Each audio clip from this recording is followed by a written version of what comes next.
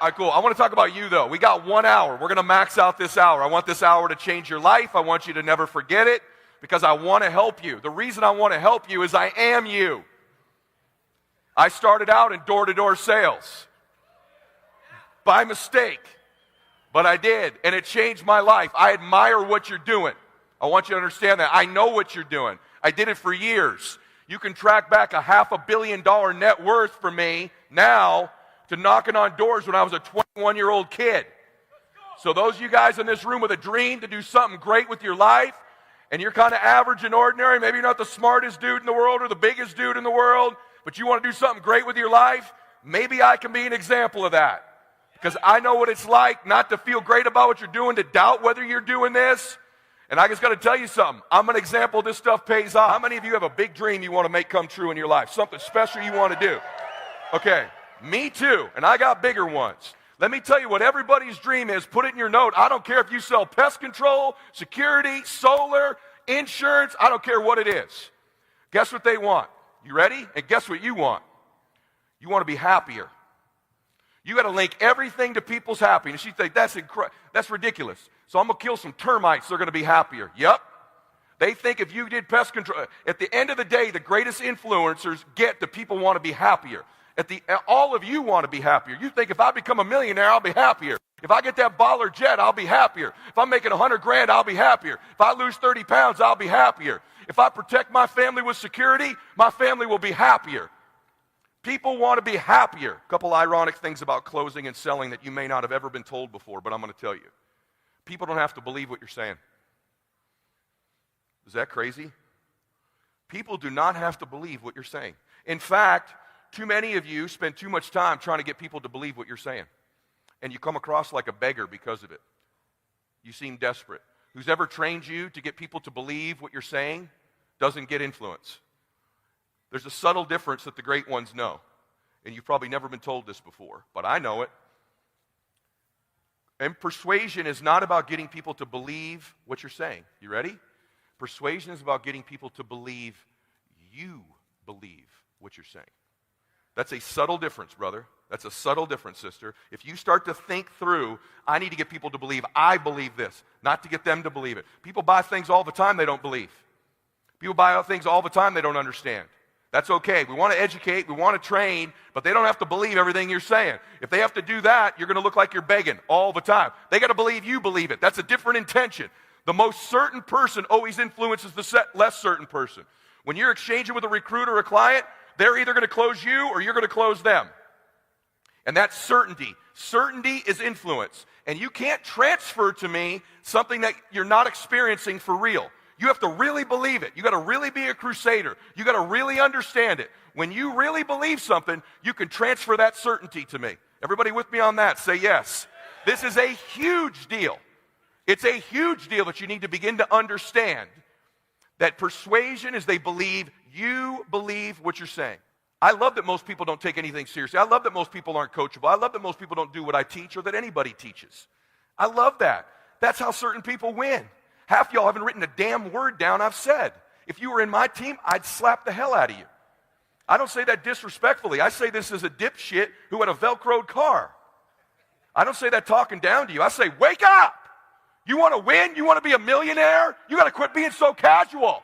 You walk slow, you talk slow, you implement things slow, you talk a good game like you're going to be somebody, like you're going to make hundreds of thousands of dollars. You can't even write a note down.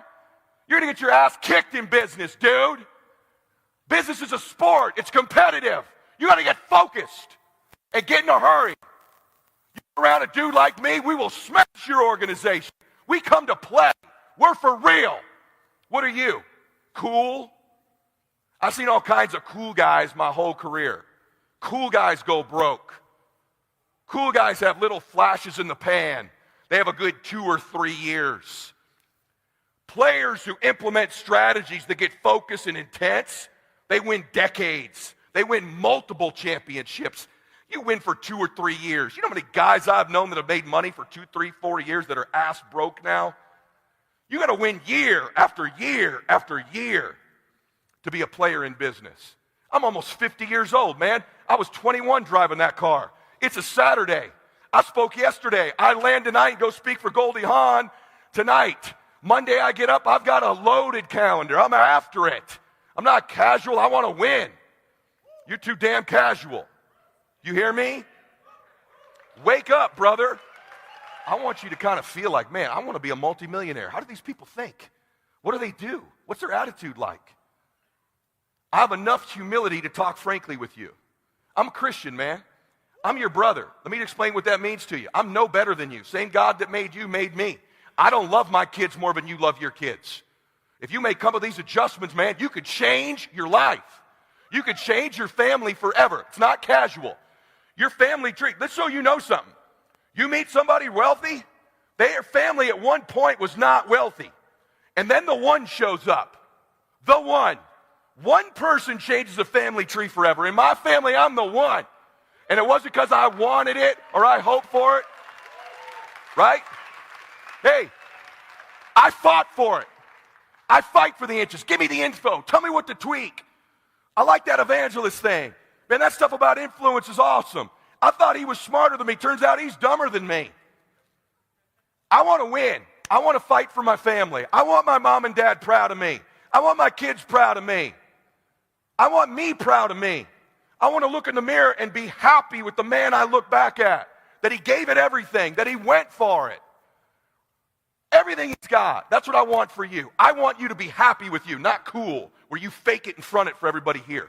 I mean, when you're alone and you're brushing your teeth, you're driving in the car, you look up and go, I'm proud of you, man.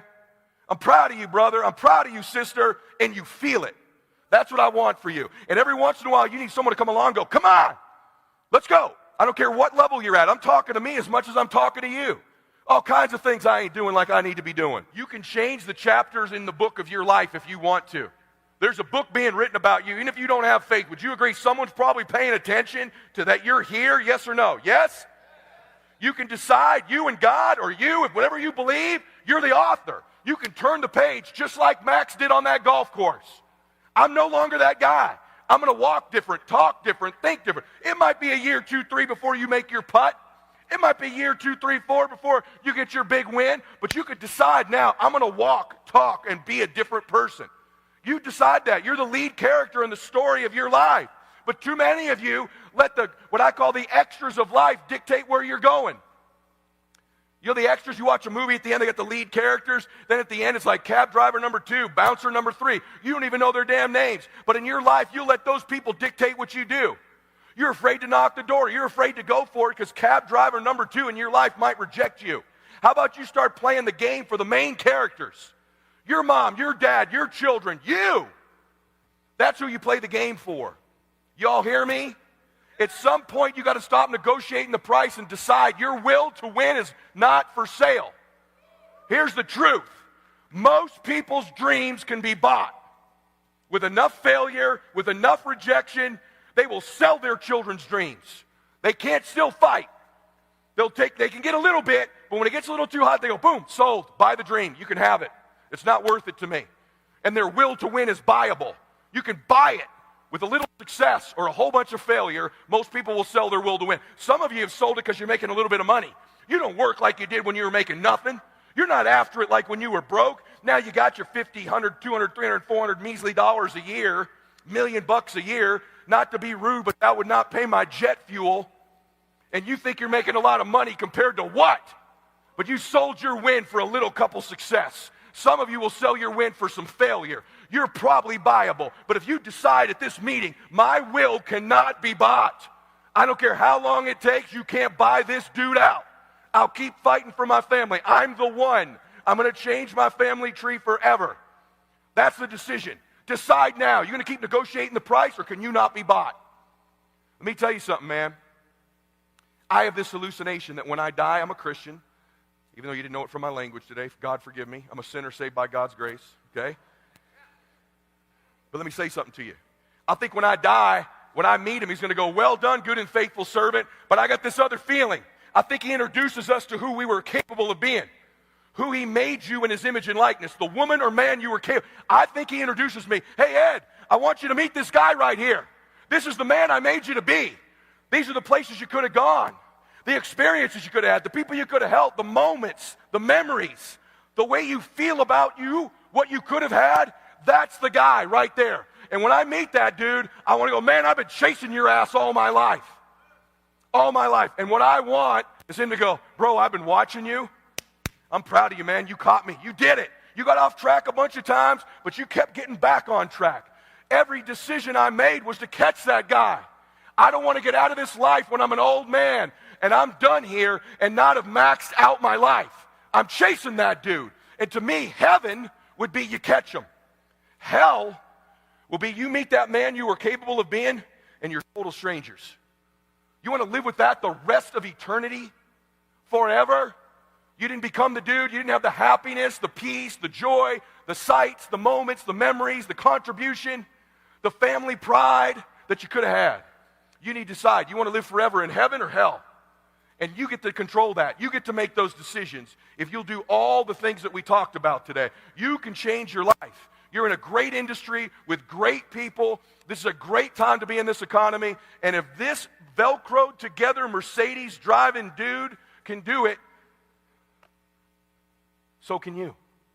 So can you. The question is whether or not you'll have the courage to step up and fight for your family and do something great. And if you're willing to fight, follow me on social and I'll help you with the fight. It would be my honor to stand with you, man, and your family and just help out a little bit. If I can give you some strength, some inspiration, some tactics, some stuff on the brain, some strategies, I'm here to help you, dude, because we need you to do something great with your life. You were born to do something special with your life. You're not average. You're not ordinary. You were born to do something extraordinary.